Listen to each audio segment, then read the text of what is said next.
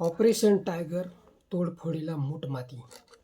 सत्तेच्या मस्तीत लोकप्रतिनिधी स्वतःला विसरून जातो आणि भस्मासुरी वृत्ती आत्मसात करतो.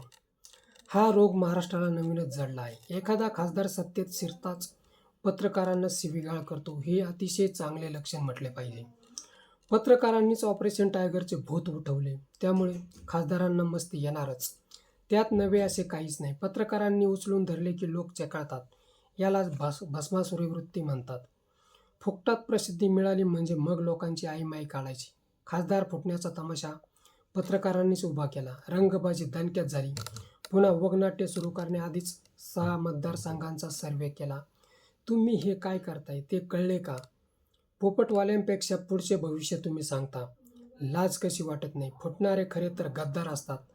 त्यांचा TRP आकाशाला भिडविला, मग त्यांनी लाथा घातल्यानंतर बॉम्ब कशाला मारता? हिंदुस्थानातच तोडफोडीवर तमाशा उभा केला जातो. इतर देशात चौकात उभे करून गोळ्या घातल्या जातात.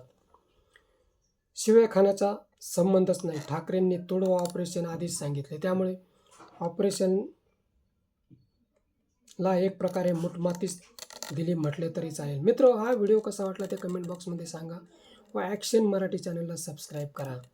एक बाणगुळ खासदार तर म्हणतो, आम्ही ह्या शिवसेनेतून त्या शिवसेनेत गेलो. आणि लाज कशी वाटत नाही तुला? ती शिवसेना कशा प्रकारे जन्माला आली ही तुला माहीत नाही का? त्यांच्या विरोधात लढताना तू चिन्ह कोणते घेतले होते आणि आता कुठे शिरण्याची भाषा करतोय? थोडी तरी लाज बाळगा. समाजामध्ये त्यांची किंमत काय आहे हे तरी समजून घ्या. मित्र, हा व्हिडिओ कसा वाटला ते कमेंट बॉक्समध्ये सांगा आणि ॲक्शन मराठी चॅनलला सबस्क्राईब करा. ह्या शिवसेनेतून त्या शिवसेनेत जाणाऱ्या खासदाराच्या वक्तव्याबाबत तुम्ही तर कमेंट बॉक्समध्ये अवश्य लिहा.